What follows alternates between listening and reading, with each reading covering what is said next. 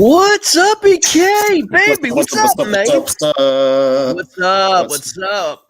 Man. Oh, dude, just waiting to hop onto the show, talk about some stuff, but 7 o'clock rolled around. I'm like, Greg, what's up? Where's my invite? And I just get a text back that says, owners meeting. I'm so sorry. Yeah, KFL owners meeting, man. It's all good though, man. We're making progress, man. We're making progress, doing some good things, bro. We're doing some great things. What's up, John, Jerry? What's going on, boys? Dude, what is up, Big Moon, man? That's my homie, and I ain't seen him in a minute. I haven't seen man. John in a long time, man. Hurts my heart. Yo, Jerry T, what's up, dude? Yeah, what's going on, guys? Man, we're gonna have a good time tonight, man. I'm just, gonna sit back and chill, talk a little fishing, and dude, did you know it snowed here today? It snowed here today, dude. What the heck is going on here? Mother Nature is pissed. Let me tell you the most interesting thing that happened to me today. So, I mean, for those of y'all don't know, I sell roofs now. I go to this appointment, send the guy an email, send him a text, call him, no answer. And I'm like, well, run the appointment, get up, measure the roof, put the bid together. I email it to him. I text the guy, hey, I'll send it to you via email. So once you have a chance to review it. So whatever. I go on, run my appointments. I get a call at like 4:30. This lady calls me. She's like, hey, is this Angie's Roofing? And I was like, yeah, this is Blake. She's like, you've been texting, trying to get my 13-year-old son to review your roofing quote earlier today. And I was like, well, why would you put your son's phone number down? So it's your house and it's your son's phone number? And she was like, no, it's not my house. And I was like, well, how do you know? Like, you don't even know what address I went to. And I was like, just so you know, like when we schedule them, they have to confirm their name, their email, the address. I was like, so your son, I guess, went online and made up all that stuff and did that. And then they're on My Gas and did a quote for nothing today. And she was like, oh, yeah, I'm so sorry. I'll talk to him about that. And I was like, yeah, you have a good day. What the hell? I got pumped by a 13-year-old, and then his mom tried to yell at me about it. See, next thing you know, that dude from like To Catch a Predator is coming right behind you, man. Chris Hansen. Like BK. I was like, freaking dude, child molester. What world am I living in? I'm trying to sell roofs. Your kid's freaking punking me. Go back to playing Fortnite. Stop messing with my business. Hey, man. We are on Twitch, man. So it could be our last recording was on Twitch, man. So they could have got your phone number from that, man. All those 13-year-olds on there, man. But dude, man, yeah, we had a good show last week, man, dude. We actually last night we got on and talked about the KBBT National Championship, man. But we can talk about some stuff that happened a long time ago in terms of fishing, man. Let's get back to old Caddo, man. Yeah, man. I was actually trying to, like, right before we got on, I was trying to pull up the like leaderboards from both days, but I can't find it for some reason. I don't know why Fishing Chaos is doing this to me, but I can't find it. Let me do it. I will find it for you, bro. I was like, because I wanted to pull it up and kind of go a little overview of. It kind of surprised me, when the tournament was happening, like some of the names that were up there. And I always tell Greg this, like when I went to Florida, I really wanted to get out in the kayak and fish because I wanted to try baits that I use here in Texas. Like a lot of like these bigger swim baits and stuff like that. Yeah, Cody Milton, like no surprise there. Casey Reed, we know what that dude does. Garrett Wade's been a monster this year. Yeah. So like Mike Elsey is like a great example of like kind of what I'm talking about. He loves Caddo, man. Yeah, dude, he's a monster there, and like that's why I picked him on my team. By the way, I think I came out good on that bet too. I think you did, bro. Yeah, I think so. Yeah. But like I was telling Greg, like, man, I want to go fish in Florida because like I want to throw these 6-10-inch swim baits there because like Florida guys, at least that I talk to, don't really do that. And I always wonder, like, do people like Mike Elsey just come to Caddo and they take like their finesse techniques that they have, and it just like it just wrecks on Texas fish because like they just don't ever see it. Well, I mean, look how consistent he was on I days 1 know. and 2. I mean, look, I 90, know. 90 and 91. I mean, that's solid. That's a good question, man. I mean, Casey Reed, he's finesse mostly. I mean, Yep. 95 on day 2. Yep. I mean, I think you're right. Like, I'll be honest with you. I talked to Zach Solaire, and Zach was talking about when the national championship was at Caddo. Mhm. Dude, he threw like Ned rigs the entire time and wound up finishing in the top 5. I mean, they don't see Ned rigs at Caddo. I'm sorry. No. You know what I mean? If you throw No. a Ned rig as a local at Caddo, you'd be laughed out of there. You know what I'm saying? Yeah, I mean they see black and blue Cincos. I Yeah. mean that's what I think. And apparently black and blue Cincos work because Josh Stewart won day 1. We know it's a great bait there, man. I mean, the wacky worm is always a good choice, and in Caddo it seems to wreck. But I love seeing like these guys go to a body of water and just do something that's not the norm, and Right. it kind of just like I thought Elsie like when he won at Caddo at that national championship, I think he was flipping a beaver style bait. Could have. And I mean in Texas, there's guys that flip beaver style baits, but you're generally going to get like your rage crawls or whatever that is, and that subtle difference sometimes, man. Just God. So I was talking to Eric Polens, and he was there basically a week before, and he pre-fished it a week beforehand, and he said it was trash. I mean, like the week before, it was trash. Like everybody was struggling. And then as the week progressed and it got a little bit warmer and warmer, and he had many storms come through and everything else, then the fishing just started getting on fire. And I think he wound up catching 3 fish, but one was like a 23 or something, like 21, 22, something like that, big, and it wound up being like 7 or 8 pounds. But just never really got a good pattern together. And then I'll talk to several other guys that just seem to have found them like super shallow, like really like super shallow. What's up, James? But yeah, like 6 inches of water stuff, Yeah, man. I mean, but like, what are we talking about? We're talking about Caddo. The whole fishery is like 7 foot deep. Yeah. I mean, it's the only natural lake in Texas, man. So, they added Bistineau and all the other like lakes around. Yeah. And during the national championship, Bistineau was in play, and it was down like 8 feet. And so it was this big mud pit. The fish were trapped, and it wound up being just like these guys just freaking shooting fish in a barrel. I mean, it was just crazy. Yeah. Yeah. Guillermo smoked them.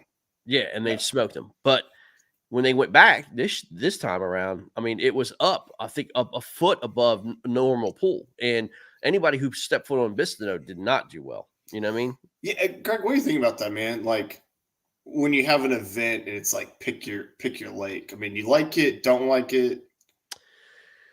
I get it to the fact because you're trying to sell the tourism area and the and all of that area, but I think like you think, I think we think the same. If you're going to pick a true tournament, if you're gonna have a true tournament and to find out who the best fisherman is, I think the best thing to do is, I mean, you got to have it kind of on one lake, right? Especially for kayaks. You got to. You know what I mean? Yep. I mean, like for kayaks, I think it's best for one lake. Now, look, you have chains. Like you've got the Harris chain, you've got, Kissimmee chain, and there's various lakes all around the place. But I'm kind of mixed because I love the Harris chain. Like, the Harris chain is amazing. It's like 5 or 6 different lakes or 7 lakes in Florida. But I wish they would just concentrate it maybe on Harris itself. You know what I mean? Instead of like the guy who won it, dude, we found it on like this little pond called Trout. And I didn't even know it was even a part of the Harris chain. You know what I mean? And, I mean, it's kudos for him. It's not his fault. He won it. He found that little area. But I think truly if you were going to have a kayak tournament, it really kind of needs to just be on one body of water.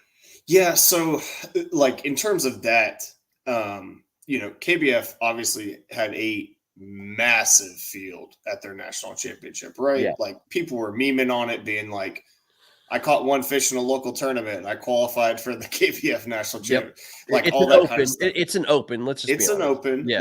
Let's be honest about it.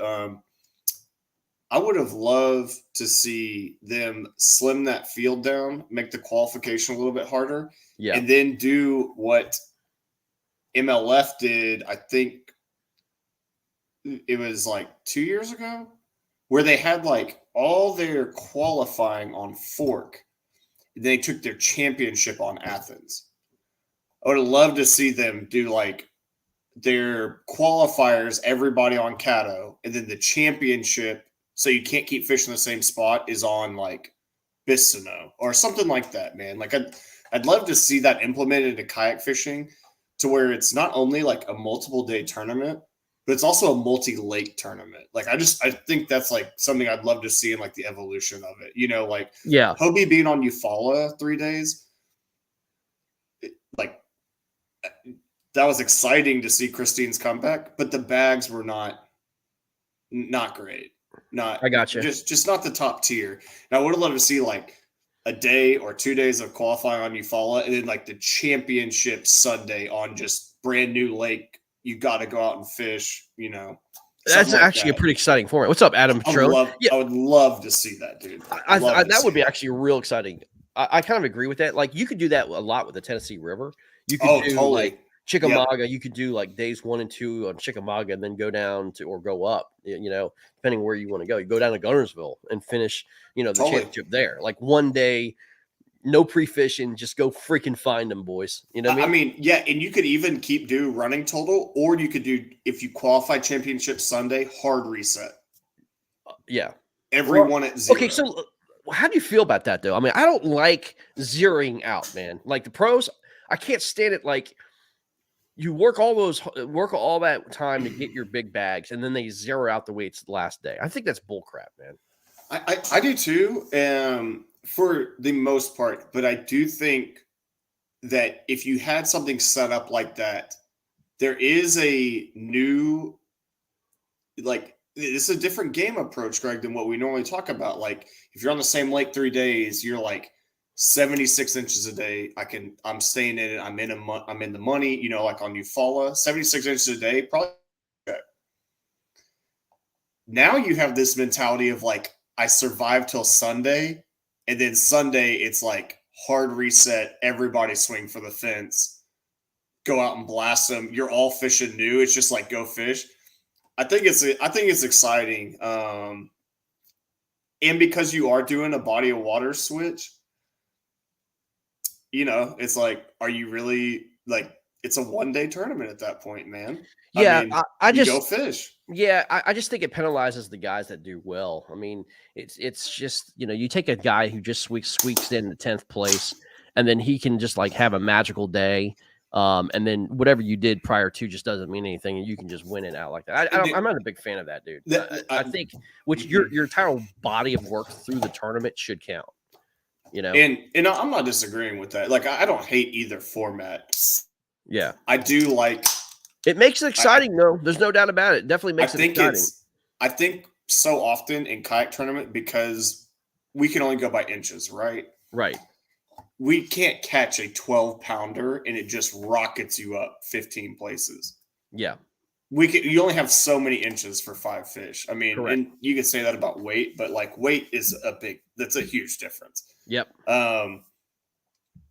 And at kind of times, like, you know, when we see these tournaments, like somebody's leading by 10 inches, you're like, no one can catch them. Like, if they catch 5 fish, it's over. I mean, second place literally has to catch 2 23s on Dale Hollow or something, you know, it's like they have to. And so, you know, it's like, if you want the most excitement and viewership into that Sunday, is it the most fair to the anglers? No. But as we talk about all the time, fishing is an entertainment industry. If you're making just a Sunday championship people want to turn into, man, I think that's a thing. It could be. I mean, you know, MLF does it. So, I mean, you know, they zero out a lot of times with their heavy hitters and stuff like that. They do all that. I mean, you know, there are certain rounds and stuff. Yep. I don't know. As I said, I mean, I don't know. I'm more of a traditionalist when it comes to bass fishing. So, but let's get mean, dude. Let's get like, freaking like, let's start tearing into some butts here. Okay. Talk to me. Grand Lake. Bass at Grand. I was looking at the leaderboard, dude.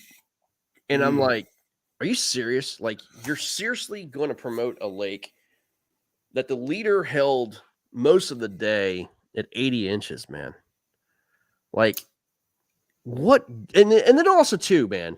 And I'm not trying to be a religious, religious, but to have that on Easter Saturday, come on, man.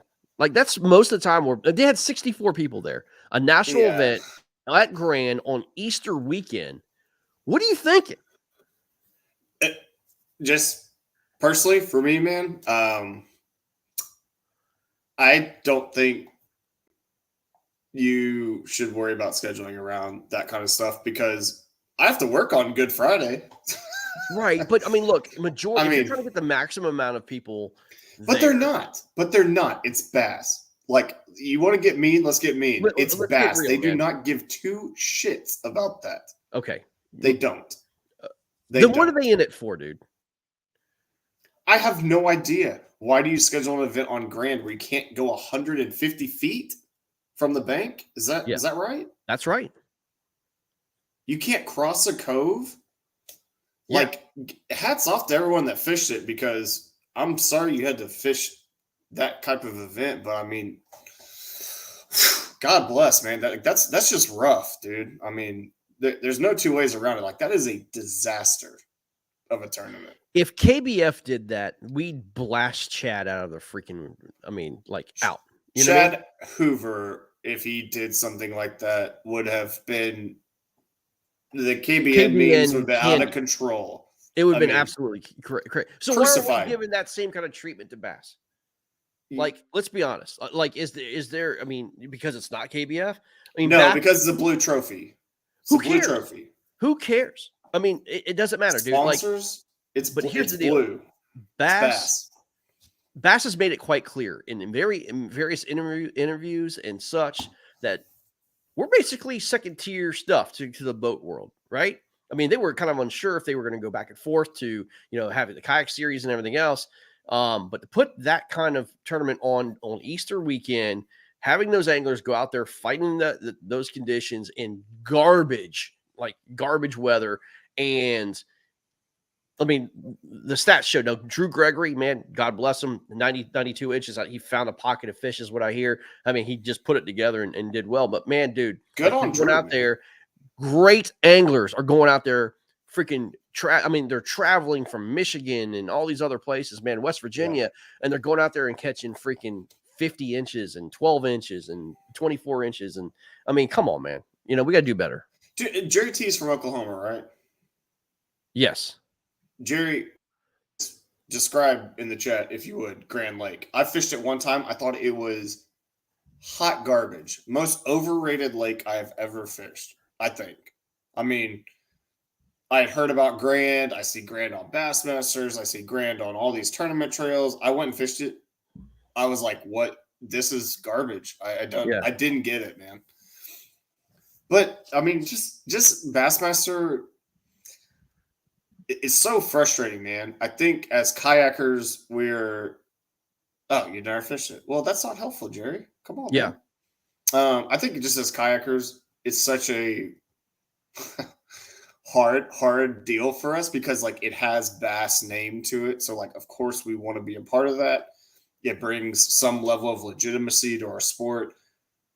But at the same time, you have to have the respect back to the anglers. Like, but that's what I'm saying. But it's like, it's like we keep signing up. I mean, I didn't want to sign up for Bass at Fork because I'm so sick of how Bass treats the kayakers.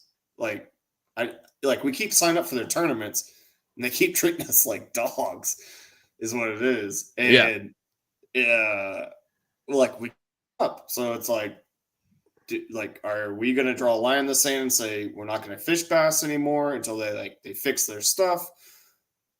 Well, it doesn't seem. What would you like to see Bass do to improve the product? Stop taking 28.95% of the pot. I mean, that would be great. Schedule it around, like, why is Fork a 2-day event and then all the rest are 1 days? Like, you're too lazy. You only do it on Fork and then count the same, dude, in points. Well, that's what I'm saying. But like Fork, Like, is that just such like they have such a good deal there with like the city of like Emory and all that in Alba that they are like, okay, we'll do 2 days here, but they don't get the same treatment from the other places, so they don't do 2 days. Like, I don't really understand how they're formatting anything. And then the other part of that is like you book Grant because the Lake Bass knows, and like it's a renowned lake, I guess. Yeah. But for kayaks, man, you can't get off the bank. No. Like they have special kayak rules, and as a TD, the fact that either one, knowing it and you don't care, or two, you didn't even ask, and then it's like, oh well, shit, sorry guys, I booked it. That's not acceptable. Sorry. Yeah. Like it's just not, man. Like that's right. It's bullshit. It is. Well, listen, don't take our word for it. We're going to talk about talk to someone who had a stellar, did an awesome job at Grand, and it's Mr. Soup, man. What's up, baby? Soup. I told you we had a special guest on, man. Dude, what up, Soup? What's up, Soup? Dude. Hey, what you drinking? Huh? Nothing. You changed? Wow. I left Dallas and you got clean on me? Oh no, I just got through mowing not too long ago. And I got better time for a drink after than that, my man. Yeah, I ain't had time yet. Yep. Well, your write-up was short and sweet, but I mean, what happened, my man? Well, I will say this: during the Thursday, of course, I went with Matt Linseman, and we checked out this one area. It was on Hickory Creek. I'll tell you where it was. It was on Hickory Creek. I'd been looking at this cove, this creek, for about 2 weeks on the maps, and we were looking at it on Navionics and whatnot. And I told Matt, I was like, man, for some reason, I have a gut feeling about this. He's like, well, I got a couple of spots I want to go to also.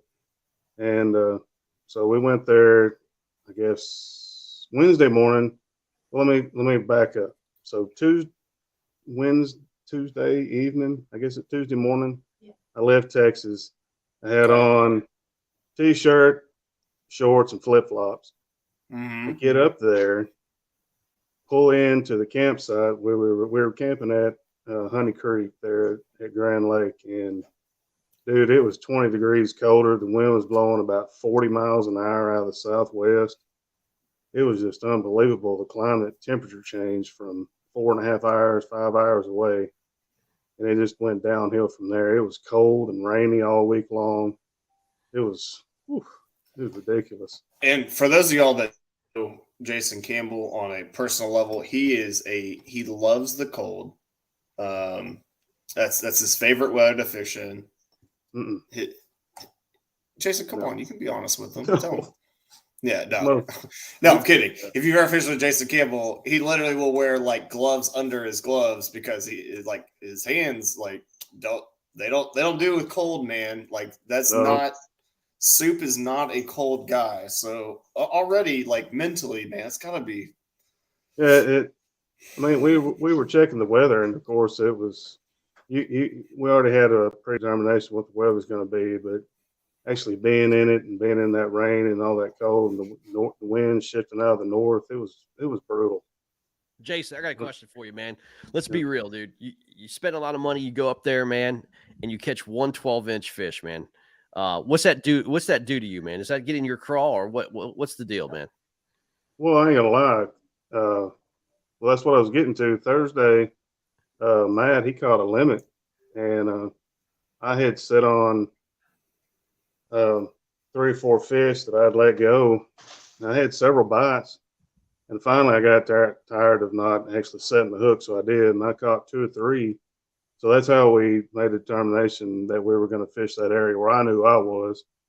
And but man, come tourney day, like I said, it was raining that morning. I sent you that video, pouring down rain at 6 o'clock in the morning, 55, 58 degrees, somewhere around there, north wind. It sucked. I ain't gonna lie.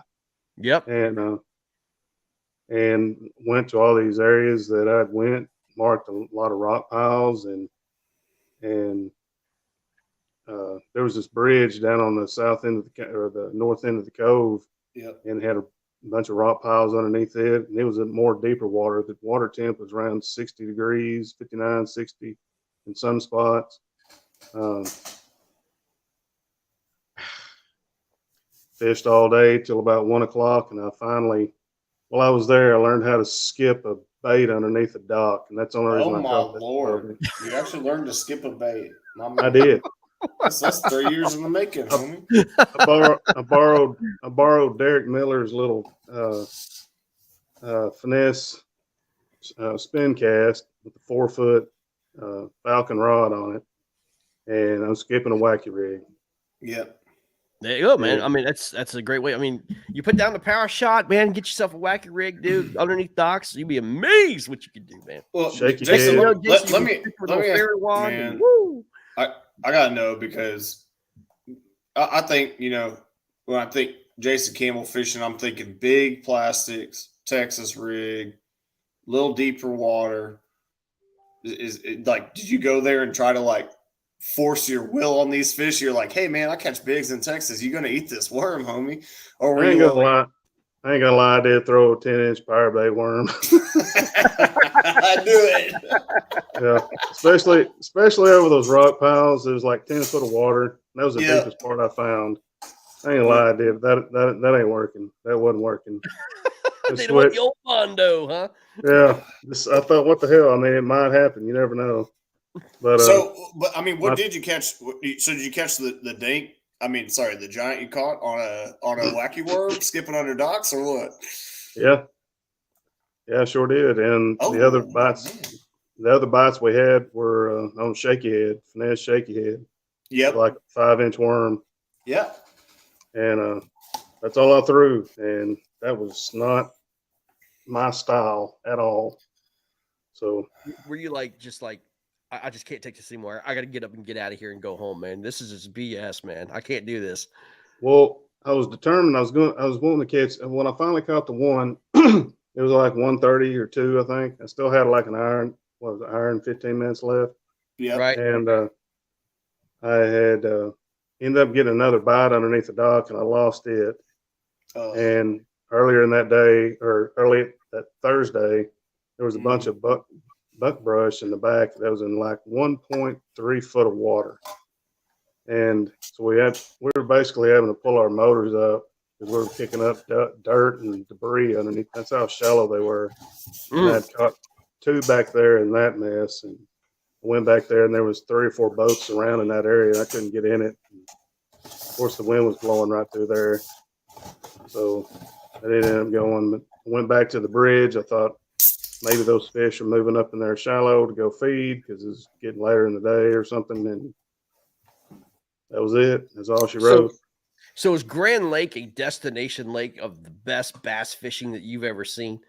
No. Well, I do want to talk about this a little bit, because we had for Drew Gregory.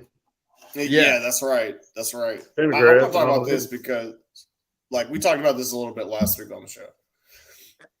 I was saying that, like, the most impactful thing, I think, when guys go travel places is it's basically, I think, in my mind, 75% on how they did. Not like the town's amenities, not the restaurants, not the sightseeing. Because at least for me, like, when I go to a tournament, I'm practice fishing. I'm re-rigging tackle. I'm sleeping in like my truck or some shitty camper or some shit. And then like I'm fishing. And so, like, guys talk about like, oh, I want the tournament to be fun. And like, okay, well, we booked it at Orlando Studios, and you can go ride rides or whatever you want. But like, I feel like what makes the tournaments good is based on like how you perform and like whether or not you caught fish. I mean, what was it for you, Jason? Well, like you said, I went up there to win the tournament, or at least place in the top 5. That was my goal. My goal was to catch a limit, but obviously that didn't happen on the day that it counted. I was proud that I adjusted and of myself that I did adjust and put down the big baits and the chatter baits and the swim baits and the gym drop shots and all that, and use something that I hardly ever. I mean, I threw a Ned rig, for God's sakes. I don't even. Yeah. I bought a Ned rig while I was there. Yeah. I mean, I don't use that. Matt Linseman must have gave you that, dude. Yeah. You know what I mean? God. Yeah, we swapped out some. He bought one colored jig, and I bought a different color, and we swapped Ned trailers for it, Ned worms for it, and I mean that. But I never got a bite on that. There's a shaky head and the wacky worm. That's what he was getting bit on also. Right.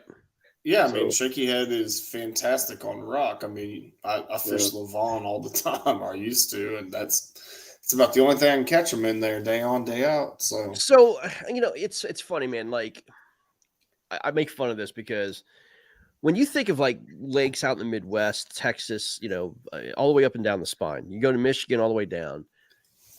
These are destination areas, and man, I don't get excited getting my truck, driving 1,000 miles, and say, "Man, I can't wait to throw that Ned rig."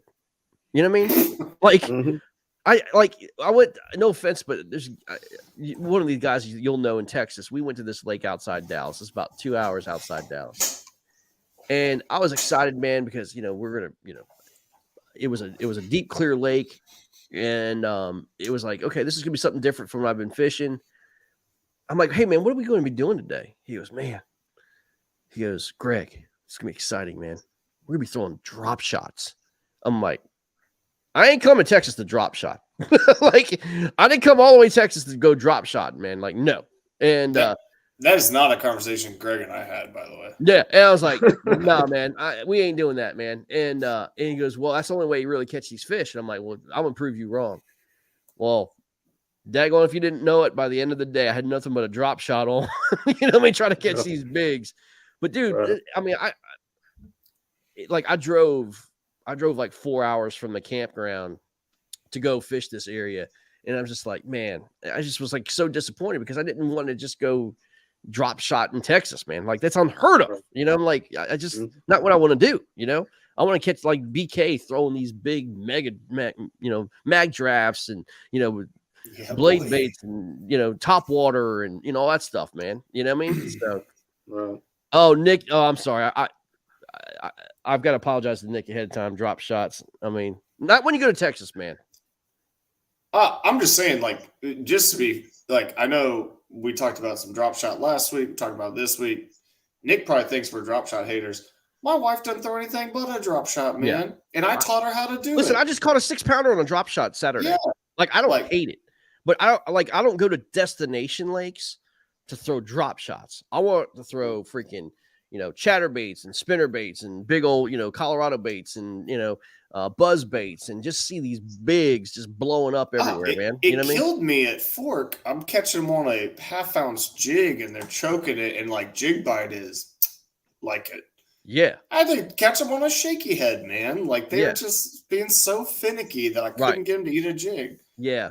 And like, but Jason, that's got to be like so frustrating, man. Like, you know, from you, because, you know, you are a power fisherman, and you're kind of like a power finesse guy. You know what I mean? Like, you do the power finesse thing, but to go up there, you know, on Easter weekend, miserable weather, which bass can't control, but not being able to get from the bank, you know, for 150 feet, going out and trying to fish grand. I'm sure boat traffic was a nightmare. But yeah, there's a lot of boats.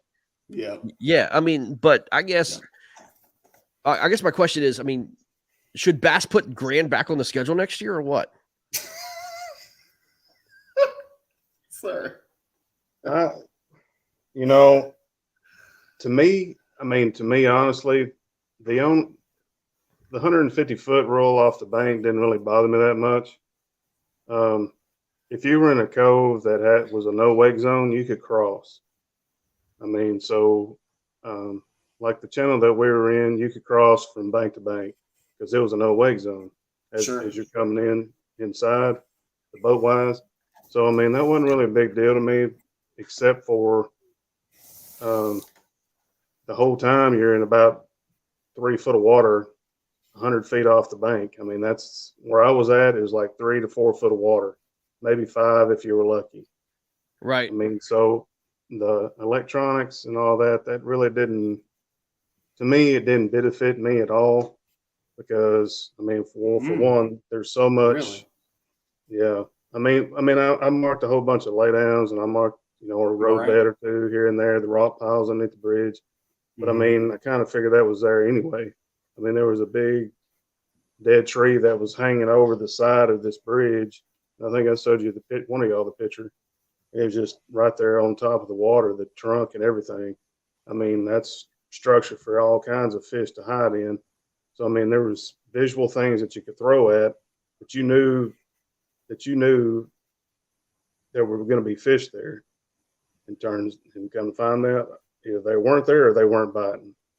Right. I mean, Yeah. So, well, I guess what was so disappointing for me, man, is like you got caliber anglers like a Garrett Morgan, you Mark Edwards, and all these guys. I mean, they're grinding out, busting in the areas. First thing in the morning, they're putting up like a stellar 78 and 80 inches, and it held all day. I mean, it was like no one was climbing up the leaderboard, and I talked to Garrett, and he was kind of frustrated, about the quality size of fish and stuff, but especially, I mean, he was like excited just to catch 316s. And I'm like, and then you find Drew Gregory, just obviously somebody will catch a slew of them. Somebody they always will catch find them. There's always somebody. Always happens. But always. You always want at least the field, at least the top 10, to be able to put up, pretty decent size. But I mean, Jason, we're seeing caliber anglers like yourself and, all these other anglers, man, they're catching like 12 inches and 24 inches. And it's just like, man, I'm looking at this leaderboard. I'm like, what the heck, man? Yeah. I mean, it was very frustrating. Very frustrating. Yeah.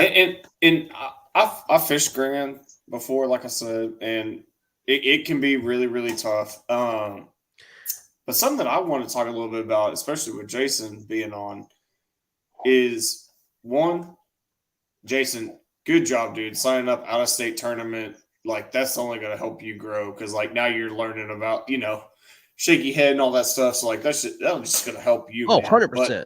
But, like, big props to you for doing that. But secondly, and I'm sure Jason probably struggled with this because I struggled with it when I went to Broken Bow, is like, man, us Texas anglers have it too good that you can throw a 10-inch worm all day down here, and the 15 inches will bite it. The 14 inches will bite that worm. They won't do that in Oklahoma. They won't do it. Like, and I tried to push that at Broken Bow. I tried to be like, I'll throw a big jig and try to get a big bite. Well, like, they were like, nah, man, we don't do that here. And Jason, for you, how long did it take you to put that stuff down and be like, I can't fish my stuff, man. Like, I have to change. Probably about mid-morning. Yeah. I mean, it didn't take long. Yeah. But I did leave the punching rig at home. And then I kind of regretted it though when I seen all that brush because I had that braid and stuff on there. Like I would have been able to flip back up in that mess and winch a couple of of them out, even if they were small. Yeah, sure. But I didn't even go attempt that because one of the ones that I did catch around the buck brush, they were around that in the little pockets, all in between those. The pockets there, that's where I caught mine at. Right. Or had the bites at. So. Yeah. So shout out to the northern guys because unlike us southern guys, y'all are way better at adjusting to what the lake calls for. Us southern guys are like, chatterbait and a 10-inch worm didn't work. The fish ain't biting. Yeah, you're right. In your experience, man, I mean, what can they do better in tournaments, man, to make you guys want to come back? Well, obviously, in my opinion, not go back to Grand Lake for one. That's a good start. That's a great start. I mean, it's a big, humongous lake. I've never been on a lake that large. Thus the name Grand. Yeah, Wait, you Grant. ain't been on like Toledo Bend or? I have not yet. Oh, I was supposed to go to that Hopi event, but I didn't. I couldn't get off of work. He didn't miss much. It's trash. It's trash. Well, I missed the experience. That's what I was wanting. That's the whole reason. That's why I went up there. Yeah. For the experience, to see something different. But as far as something for them getting better, I mean, like you said, it's like they don't like Hobie and all these other ones. They give 110%, and they put a lot into it for the anglers that are traveling. They're mindful of what lakes they're putting people on. Mm-hmm. Like you said earlier, to me, I don't think really bass gives a crap. I'm sure they didn't like seeing only 60-something people show up. Yeah, but don't you think that's because, I mean, it's number one, the destination. Number two, it's the timing. I mean, they put it on Easter weekend, man. Yeah. Yeah, you're right. I mean, but that's the only time I had off to go, so that's why I signed up. But no, I get it. But usually that's more, that's more of like, Easter Sunday, everybody goes to church. And, thing, Yeah. And a lot of people, do that. So, yeah. I mean, I really don't know. Yeah. Well, I mean, Jason, just as somebody that signed up for the tournament, how was the experience with bass? You go do your check-in, like the experience good. They do door prizes. Like, was there anything that you felt like as an angler outside of the fishing? Like, let's put the fishing aside for a second. Did you feel like, yeah, I'm getting my money's worth out of signing up for this?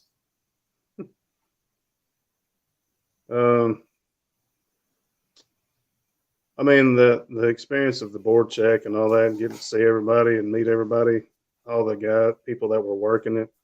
Mm-hmm. John Stewart, I believe is his name. He was real nice. Yep. They gave us the little identifier cards. I mean, those were professional looking. The tourney tags, it has Bassmaster on it. That's what we got. Other than that, they didn't give us anything else as far as like a door prize or whatever. Because, I mean, when I go to a Hobie event, they're doing door prizes. Right. Oh, they'll feed you. Like when I went to San normally Diego, getting like there's pizza, there's door prizes. I mean, there's door prizes at the yin yang. I think the payout's better. I mean, I just think the overall Hobie experience it can't be topped. I mean, just can't. Oh no. It can't, but I mean, that's what I'm asking. Like, when do we draw a line with bass, or is the allure of having a Bassmasters trophy too great that we can't turn it down as a kayak community? I think it's this, man. I think here's the deal. Like Hobie, you can see they're selling out 200 spots. Like in minutes. The thing is, like, you have to have an alternative. You have to be able to fish, where you can't get into Hobie's. Because I mean, Hobie's schedules, doesn't fit all people. You know what I mean? Yeah. And Hobie, does a great job trying to get to everywhere. They've listened. Bass, I'm gonna be honest with you. Bass don't give a crap about the East Coast. They don't care about the East Coast. The most populated area in the entire country, and they don't care about the East Coast. It's all Midwest. It's every bit of it's Midwest. It makes no sense. And there's a lot of overlap. You know what I mean? Like, there's a ton of overlap. You could tell that they don't really schedule around or with all the other people. They just, and they're always late to the party. Like they're always getting their schedule out late. And it's usually, I mean, like I fished the Bass Harris Chain event. I fished it because I was there, at the Harris Chain. Right. But, that's really I don't remember another East Coast tournament from Bass in the last 3 years. You know what I mean? But okay, so like this is what I'm talking about though, like with the allure and like draw of Bassmaster is like, let's look at Mark Pendergraph. Yeah. Mark Pendergraph put up one of the coolest kayak performances I've ever seen. It was epic. On Possum Kingdom. That was epic. God tier to follow. The battle he was in with one of Alabama's finest, Mr. Joe McElroy. This is how you say his last name? Joe McElroy. Yep. Joe McElroy. That was so great to watch. Mm-hmm. But Mark Pendergraft, locally, always been very solid. He's not a Guillermo. He's not a Scotch. He's not a Howell. He's got more sponsors than any of them now. Mm-hmm. That's just fact. I mean, if you've seen Mark at a tournament, I mean, he has got his kayak wrapped. He's got all new stuff. I mean, he's got 10 sponsors, I guess. I mean, it basically from winning one tournament, man.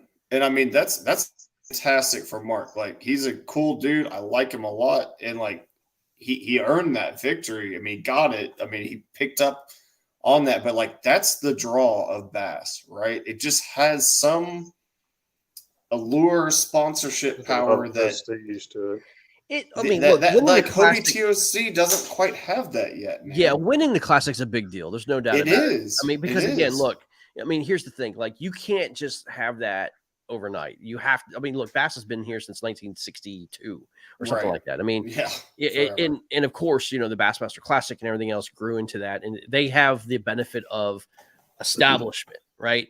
Hobie doesn't have that yet. Hobie has quickly become the top tier kayak series out there, but the TOC, I don't think it's the TOC is great, and I think the structure is perfect.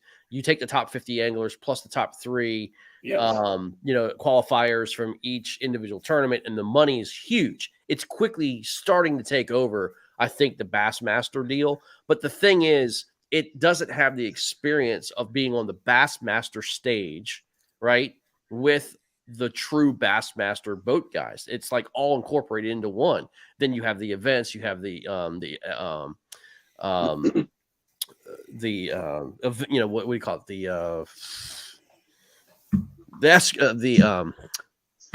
it? What do you call it? The shows. Trying to say here, the shows.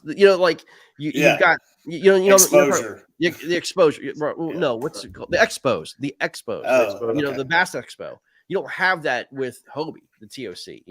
It's when you're at the Bassmaster, it's a huge event. It's huge. You know what I mean? Yeah. Because the boats are there and everything else. So you get a lot more exposure from a kayak bass angler by winning the Bassmaster Classic than you would the TOC. That's the God's honest truth. Totally. I mean, and that's what I'm saying. It's as kayak anglers, can we refuse that? I don't know if we can. They treat us. They treat us horribly, and it's can you turn that opportunity down to get a blue trophy? I don't know, because to outside sponsors, if I went to 20 sponsors, I said, I'm a TOC champion, they'd be like, that's special. Is that your local kayak club? That's very nice. Well, and I'm like, no, it's a Hobie. And they're like, oh, that is good. Yeah. But if I go in there and I say, I won a Bassmasters event, not even the Classic, the name brand recognition is so powerful to sponsors. Correct. It's just so powerful to sponsors. And another thing I want to hit home on with Bass is the payout structure. The payout structure is absurd. Dog water, bro. Jason, listen, the classic. Eric Siddiqui won 20 grand, okay, to win it. 20 grand to win the Classic, okay? And I think it had 65 or 80 anglers, something like that. Second place was 2,200. Yeah, I don't like the payout structure. And they pay out 18 people and 60 anglers. Yeah. It's just garbage, man. Let me say this. It's so bad. I got paid out at Chickamauga. This was back in November. I actually cashed a check. Can you believe that? The check was less than my entry fee. Why bother? Yeah. It was half my entry fee. No, it's better than Right. nothing. I'm not considering, but if it's not your entry fee or more, give it back to the top anglers. Yep. Right. You know what I mean? Facts. Yeah. Facts. Yeah. Like, agree I with don't that. get the whole reason why you need to go out and pay, the top 20% when you could pay the top 10% more money. Right. You know what I mean? That's Yep. kind of like a Hey. participation trophy type deal. What do we got coming up this weekend? What do we got? Oh, shoot. It's Eufaula. It's Eufaula. It's Eufaula. Yeah. Is that what it is? Is it Yeah. Eufaula? Yeah, the Eufaula. 23rd, man. KBBT National Championship. I'm fishing VKT with my boy Robert Brown down in Back Bay in Virginia Beach. And it's Eufaula, baby. Is it Eufaula? Is it Conrad Benetti time? It's Conrad Benetti time. It Hey, is. Sherman. Bishop. It's going to be there. We talked about this last week, man. Well, we love when we have guests on the show to involve them in our debaucherous bets. So sorry, Jason, if you're not a betting man, but He is. we're going to have to put a little line on it. Yeah. We're going to have to. Yeah. Okay. All right. Let's set an over and under. Okay. Let's set it. I was like, I think we solely bet on where Conrad finishes. let's do inches that he'll catch or position. What do you No, want to do? position. Position. Okay. Yeah. So is there? Did they fill it up? I don't think they filled it yeah. up. I was like, I'm trying to look at it right now. I know they were still looking for like 15 people. Oh wow. Really? Yeah. Hubby BOS Eufaula, April 23rd. Let's see how many anglers we got. 191. Okay, so it's close. 191. Okay, so I mean, it's basically filled. Basically, Phil. Mm-hmm. Somebody said 195 spots. Y'all filled. I'm seeing comment. 190. Write your comment where you think Conrad Benetti is going to place at Eufaula. I'd love to Dude, see some of these look at comments. this boy. I was like, that's probably too blurry, but he's right there.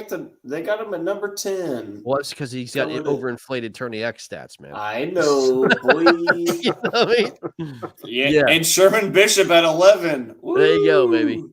That's it. All right, Jason, let's start with you, man. Where do you think? Oh, Matt Lindsman says 160. Completely completely disregarding Conrad. James Ridnour giving Conrad some love. 14th.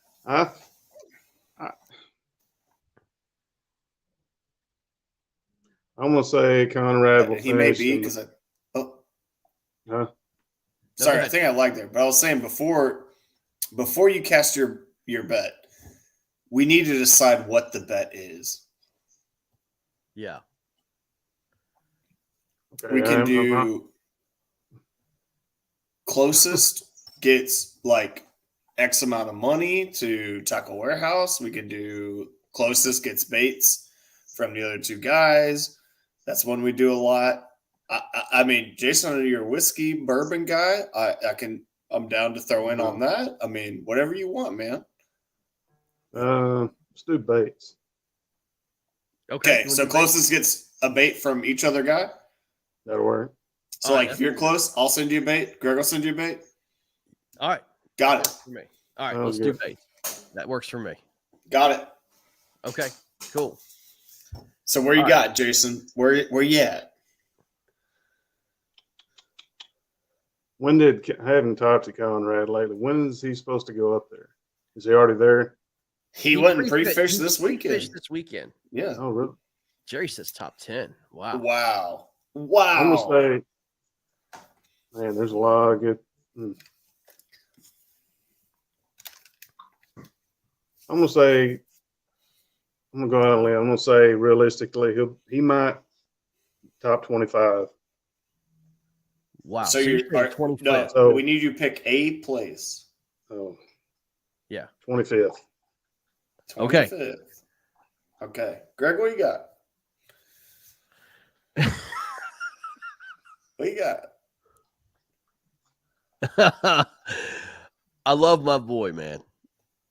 But he's outside Florida fishing an area that he knows nothing about. Okay. Even if he pre-fished, didn't have a good pre-fishing. And I think this is going to be one deep. I think you have to go deep. You think right? you think it's gonna be ledge fishing? I think you're going to have to go out in the middle of the freaking lake, go find brush piles and logs and timber, and you're going to have to pluck them out, like with jerk baits and stuff like that, man. And stuff. It's not going to be the same Eufaula where Christine won, throwing flukes in grass. I don't think that's going to be the case. I don't think you're going to be able to do that. I think you're going to have to go deep. With all that being said, that is not Conrad's game. I don't care where he's from. He might be from New York. He might have, gone on the trains of Bronx and gone to the lakes in freaking New York City. But the dude hasn't thrown a jerk bait and knows how to do it in years. I think his finish is going to be probably around 95th. Wow. Yeah. I see. Yeah. I think he's going to go 95. If he finishes, let me just say this: if he finishes half the field, I'll tip my hat. Okay. I think there is enough grass, and there's always fish shallow on Eufaula. I know Conrad's from Florida. I know he knows how to throw a fluke up in grass, worms up in grass, speed worms, all that. So I think Conrad can catch a limit, and I think a limit both days will put you somewhere in like the 50 to 80 range. And so I'm going to say like he's 68th. Okay, so we're close. Okay, we're pretty close. So 95th, 68th, and 25. That's a big range. Yes. But and that's what I thought it would be. Top 100, though. You understand? He's so polarizing, man. Like, yeah. We all know Conrad catches fish. Like, he can catch them. And I think Conrad will catch fish. I just don't think he's going to catch bigs. Because I think the bigs are going to be out on ledges, on shad spawn, on stuff that Conrad necessarily won't chase. I agree. And right. I think he'll go up in the grass and he'll grind out 12, 13, 14, 15-inch fish, and he'll get limits. And I think that's where he'll settle. Yeah. All right. Well, I mean, I think here's the deal, man.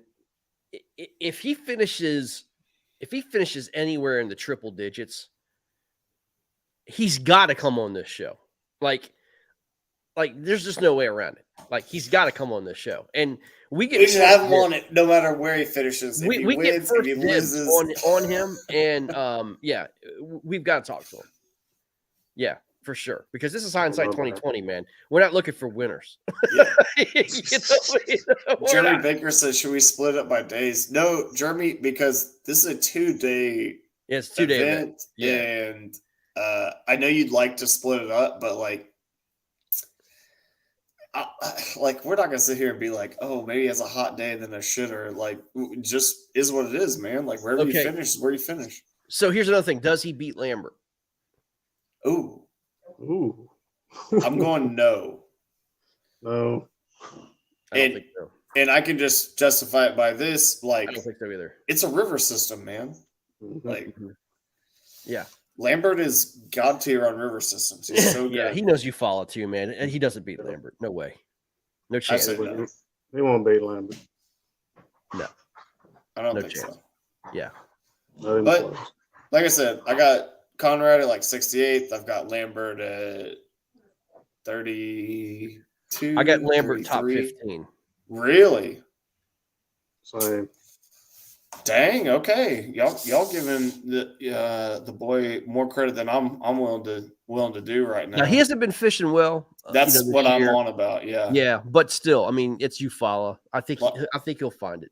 Dude, he's a great fisherman. I just hasn't been quite in form. I know he's so busy with like all his tournaments, his videos he makes, his own show. Like, I just don't know how much he like preps for that stuff. I mean, but he doesn't need to there, man. He knows that. He knows that area, man. All right. Lastly, who's your winner? Who wins? Who wins Eufaula? What a question, man. I have to. I'm pulling up my phone. I have to look at the roster. I'm sorry. I just haven't. You know what we should have bet was not if he beats Lambert. Does he beat Sherman Bishop?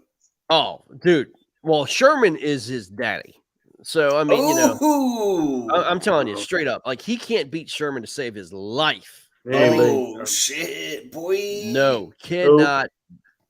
Sherman will absolutely smoke Conrad. Oh, I see some Sherman's Dylan right. Lowry's. So, I see Guy. I guess that's maybe Guillermo. Guillermo. That's not how you spell it. Marshall, Jordan Marshall fishing it. Ron Champion's in it, 0-3, so Danny might be says. some boards bent. Sorry. Marshall fishing it. I'm Jordan looking. Marshall. He's It's a probably long list, my man. Yeah. Man, it's kind of hard not to pick Christine, you know? I mean, That's who I was fixing to say. Guillermo is fishing it. Yeah, okay. Yeah. James is saying GG. Danny Gann says, 0-3. 0-3, baby. Not finishing top 100. Not beating Gear. Not beating Lambert. Not beating Sherman. 0-3. Ooh, Russ Kennedy's fishing it. Wow. All right. I don't know.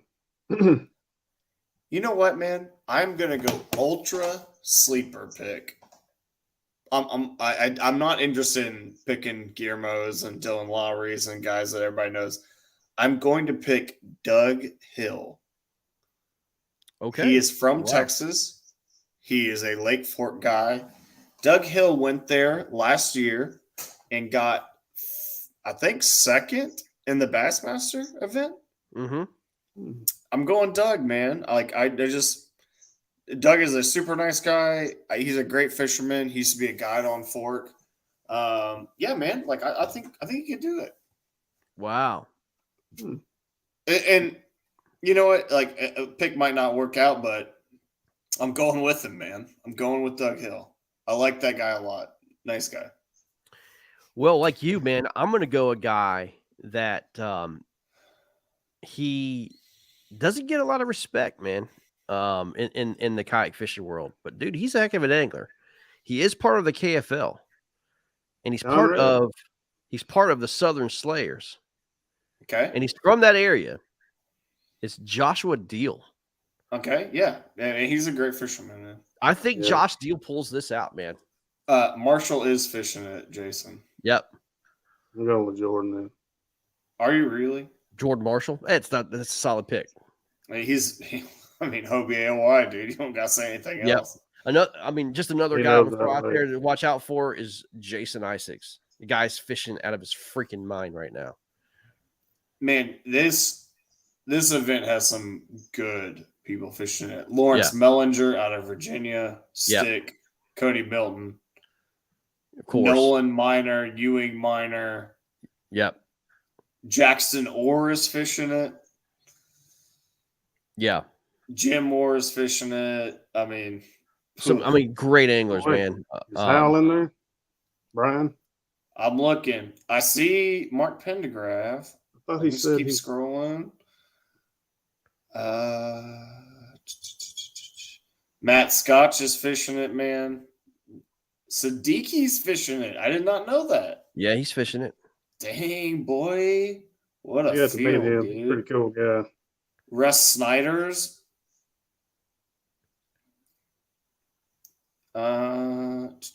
Jake Suvak. Come on. Show me Brian Howell, boy. Oh, Garrett Wade's fishing it, dude. That guy's been on fire, man. Guy's been on fire. He's from Alabama, so, he probably knows that water well. No Brian Howell. Nope. Daddy Duty has claimed our boy Dan Perry's fishing it, and he's from that area, man. So don't sleep on Dan. He's been fishing extraordinarily well this year too, man. So rooting those guys on, man. Let's go. Yep. All right. I'm at 68. 95. 95. And Jason, 25. Giving Conrad a lot of love, man. I got to. Yeah. Somebody's got to be in his corner. Oh, trust me, him and his three other personalities are all in his corner. Dude, I hope Conrad smashes. I'm not saying 68 because I'm freaking good, man, for this sport. Holy smoke. If he goes over there and smashes it, let's say top 10, Come on, man. Oh, We'll be talking about it. We'll be talking that about head it. would get bigger and bigger. Oh, it's gonna be and bigger. huge. You don't think? Listen, if the Copperhead chat, like the infamous Copperhead chat, would be on fire. Absolutely on fire. Yeah, no doubt. Yeah. Jeremy Baker said Russ won the Bass event there last year. He did, and then he also got DQ'd in the Hobie TOC on the same lake. So yeah, you take the good end that what you want, man. Danny says you have no idea. Yeah. Danny, come on, man. Conrad's head is not that big, dude. Yeah, it's not. Oh my God. Can you imagine, dude? I mean, listen, here's the deal. If Conrad finishes 95th and Sherman finishes 96th, Conrad thinks he won the damn tournament. He'll literally think that his goal was accomplished. Like, no matter what, you know what I mean? His goal is to beat Sherman Bishop. Hey, I'm just still going to give him big shout outs. Sherman, Conrad, good on y'all, man. Good I hope on they y'all do it. Getting out, signing up, putting your money where your I hope they do it, man. Like, that's good stuff, dude. I do. I hope they absolutely tear it up, man. I hope so too, man. That would be just amazing to see them both top 15, top 20. I mean, that'd be great. Hey, can I share something with you guys? Please do. I've got something here. Let's see here. I'm going to show you the KFL roster just came in. Uh-oh. Look at these rosters, guys. I'm going to go over here to this one right here. The Tennessee Shiners. Look at this roster, dude.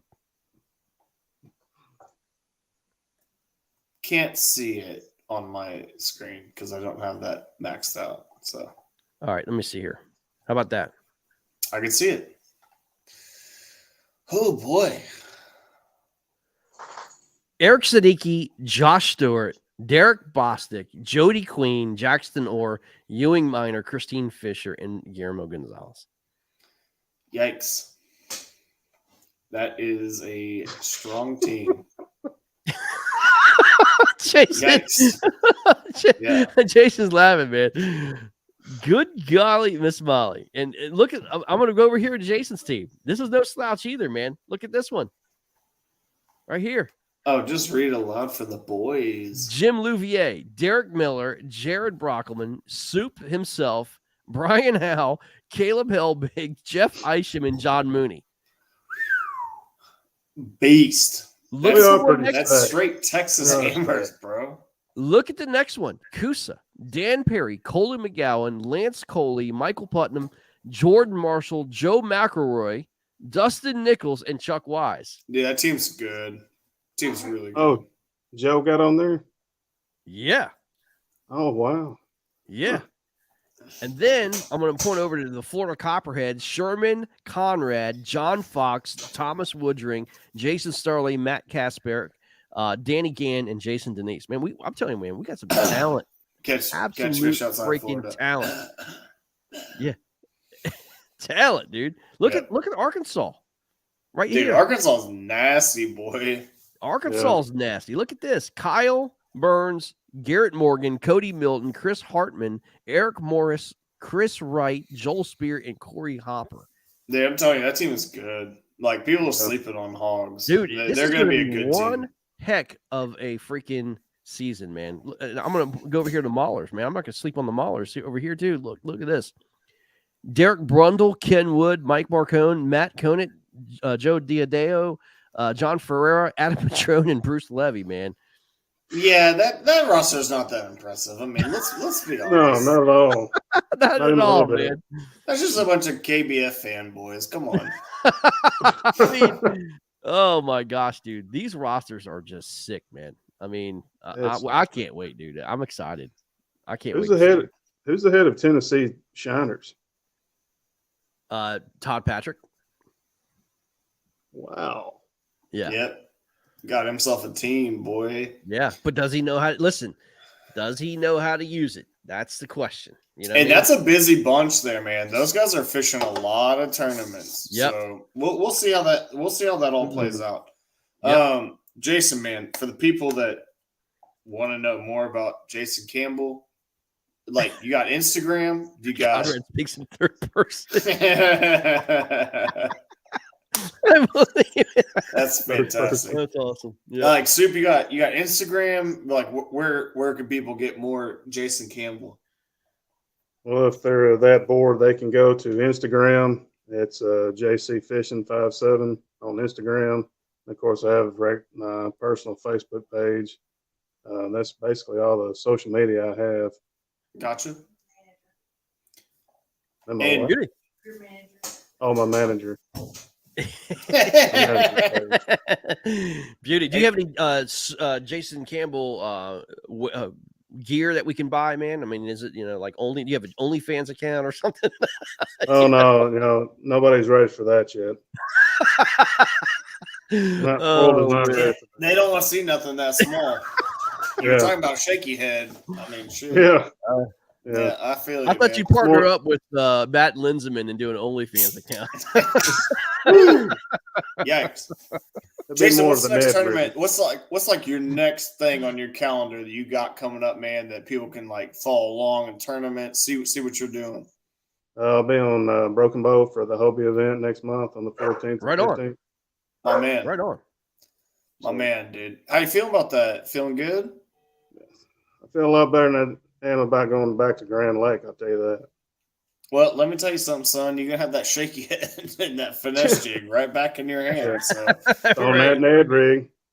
I didn't say that. I mean, I wouldn't stoop that low, but I mean, you can. It's gonna be time to catch some fish. Oh, the old drop shot pickle. Like, for those of y'all that don't know, Campbell in Texas, hell of a fisherman, man. Getting out there, traveling around, doing his thing. He's on the Bandits. You're gonna see a ton of him catching bigs on KFL this year. With over the shot camera, not from your crotch. Yeah. Yeah. Dude, by the way, I mean, one of the nicest guys you ever meet too, man. Give you the shirt off his back, man. So super nice guy. Awesome. Big one of the good guys in this sport, man. Huge enthusiast about Seagram 7 and Diet Mountain Dew. Yes. You'll never meet a bigger fan of it than that. Jason O'Brien, he likes that real well. Yeah, but he's like jacked, bro. You're just like country strong. No, I'm not strong at all.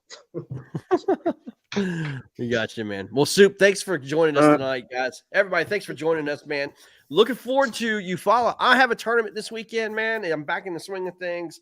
Cannot wait. Dude, BK, get settled down. Get your butt on the water, man. Let's talk about some tournament action for you, dude. I know. You think it's not painful on me? Like I know. I know, man. And we need some BK baits back. Let's get it done, baby. Back this Friday. We're back. Yeah.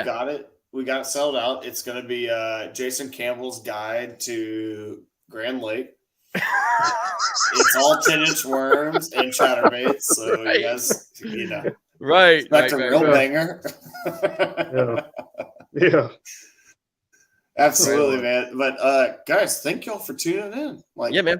It was fun. Thank you guys. As always. Absolutely. Thanks for tuning in. Appreciate Take care. All right. Take care, y'all. Bye. Peace. Peace.